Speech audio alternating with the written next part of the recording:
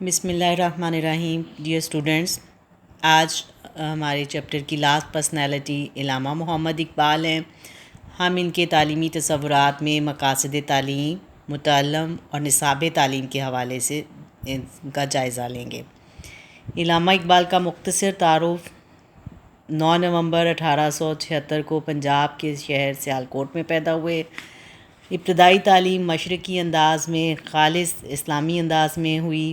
اسلام اور رسول اللہ صلی اللہ علیہ وآلہ وسلم سے محبت کا جذبہ اقبال کو اپنے والد سے ملا.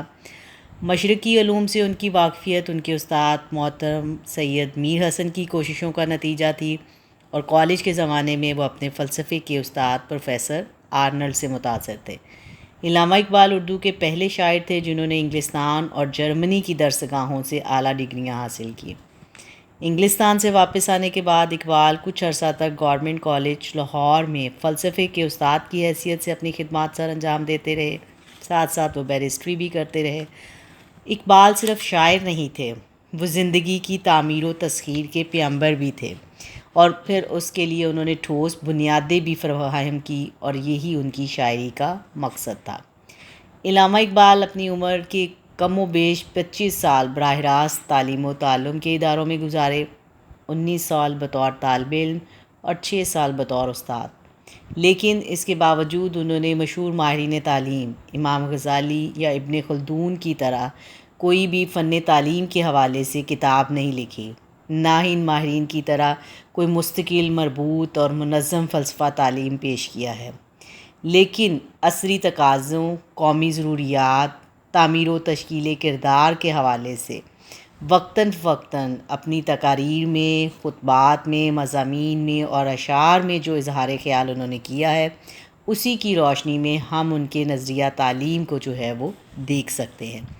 تو سب سے پہلے ہم دیکھیں گے کہ تعلیم کے اغراض و مقاصد کے حوالے سے اقبال کا کیا کہنا ہے. اقبال کا فلسفہ چونکہ خودی کا فلسفہ ہے، اسی لیے انہوں نے انفرادیت پر زور دیا ہے.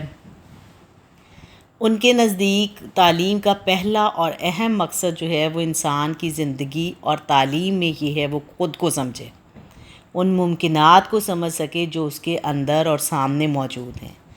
یعنی اقبال صرف یہ نہیں چاہتے کہ وہ انسان انہی صلاحیتوں کی نشو و نما میں لگا رہے جو صرف وراثتاً اسے ملی ہیں. ان کے نقطہ نظر میں فرد کی طاقت کی بہترین پیمائش یہ ہے کہ وہ اپنی مشاہدات، صلاحیتوں، طاقت اور شخصیت کی تکمیل کے لیے جو ہے وہ کوشش کرتا رہے.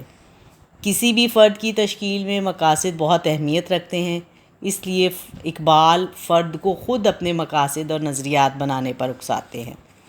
اقبال کے تعلیمی مقاصد جمود سے ہم آہنگ نہیں ہوتے، وہ حرکت کے شدائی ہیں. ان کے مقاصد بھی بھرپور زندگی کا جو ہے وہ پرچار کرتے ہیں. مقاصد کے حوالے سے دیکھا جائے تو علامہ اقبال نے تعلیم کے مقاصد کو 2 حصوں میں تقسیم کیا ہے. ایک وہ ابتدائی تعلیم کے مقاصد بتاتے ہیں، اور دوسری تعلیمی منزل کے حوالے سے یعنی اعلیٰ تعلیم کے مقاصد. ابتدائی تعلیم کے بنیادی مقاصد دیکھیں تو پہلا اور بنیادی مقصد جو ہے وہ انہوں نے دینی اور اخلاقی تربیت کو بتایا ہے.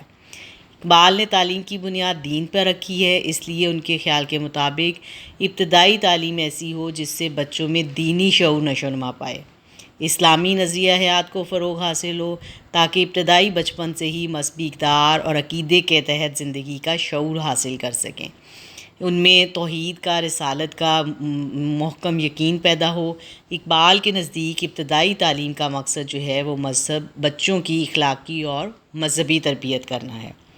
دوسرا مقصد وہ ثقافت اور روایات سے واقفیت کہتے ہیں. وہ چاہتے ہیں کہ ہمارے بچوں میں مذہبی قدروں کے احساس کی پرورش کے ساتھ ان میں اپنی ثقافت اور روایات سے واقفیت کا احساس بھی پیدا ہو.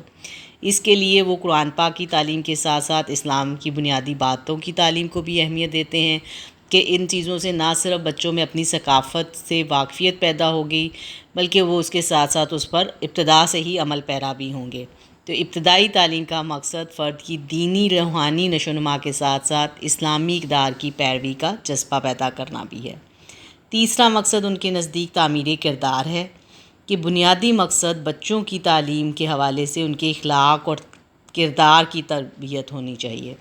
بچوں میں اچھی عادتیں اور نیک اوصاف پیدا کرنا چاہتے ہیں، یعنی تعلیم و تدریس سے بچوں میں اتحاد، تعاون، ہمدردی و محبت، صبر و تحمل، محنت و مشقت، اصرار و قربانی جیسے احساسات جو ہے وہ پیدا ہوں۔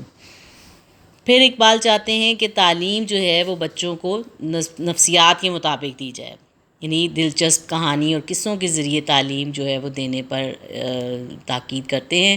ان کی بہت سی نظمیں ایسی ہیں جو انہوں نے اسی اصول کو مد نظر رکھ کے لکھی ہیں کہ خلوص، محبت، ہمدردی، آزادی، خدمت کا درس جو ہے وہ بچوں کو نظموں میں ملتا ہے۔ اس مقصد کے لیے نصاب میں ان نظموں کو جگہ بھی دی گئی ہے، اور اسکول کی تعلیم کا آغاز جو ہے وہ اقبال کی نظم بچے کی دعا سے ہی ہوتا ہے۔ آخری مقصد جو اس سٹیج پر وہ کہتے ہیں وہ جذبہ قومیت اور حب الوطنی پیدا کرنا ہے، کہ علامہ اقبال چاہتے ہیں کہ بچوں میں حب الوطنی کا جذبہ جو ہے وہ تعلیم کے ذریعے پیدا کیا جائے۔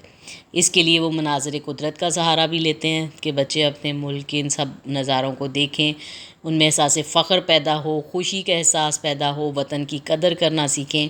تو ان کی مختلف نظموں میں بھی ہمیں حب الوطنی کے احساسات ملتے ہیں، جیسے ترانہ ہندی، ہمارا دیس۔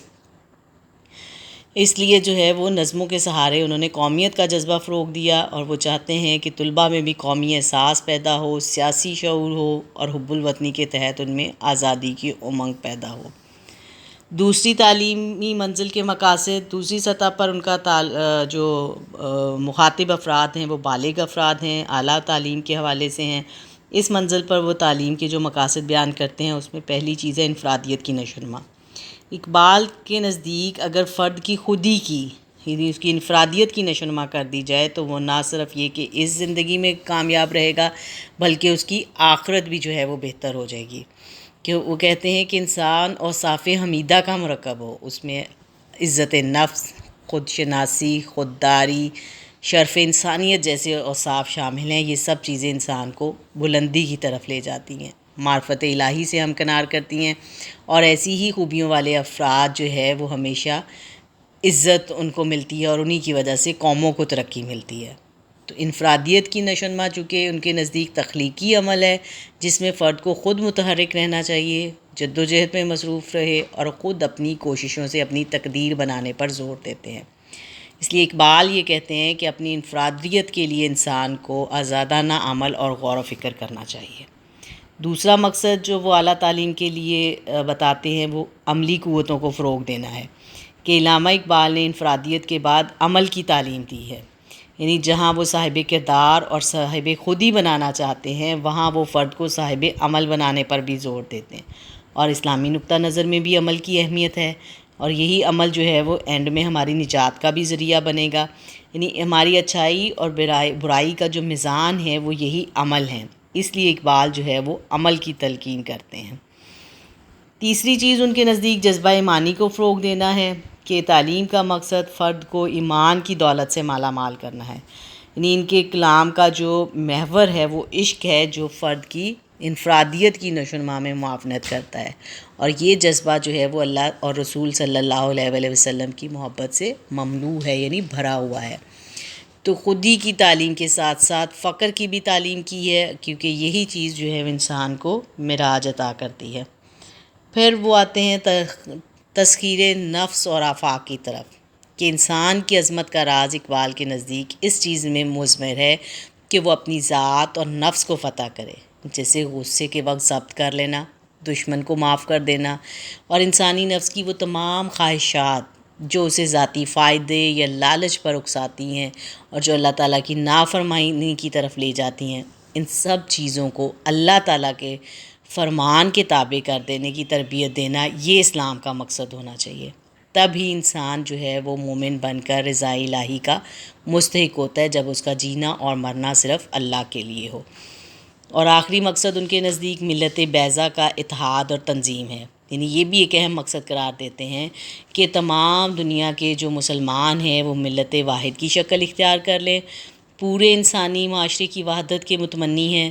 تو اقبال کے نزدیک نظام تعلیم و تربیت ایسا ہونا چاہیے کہ ایک طالب علم کو امت مسلمہ کی وحدت کے لیے تیار کرے، اور پھر اس سے بھی بڑھ کر پوری نسل انسانی کو وحدت کی لڑی میں پرونے کے لیے انسان جو ہے وہ اپنے آپ کو وقف کر دے۔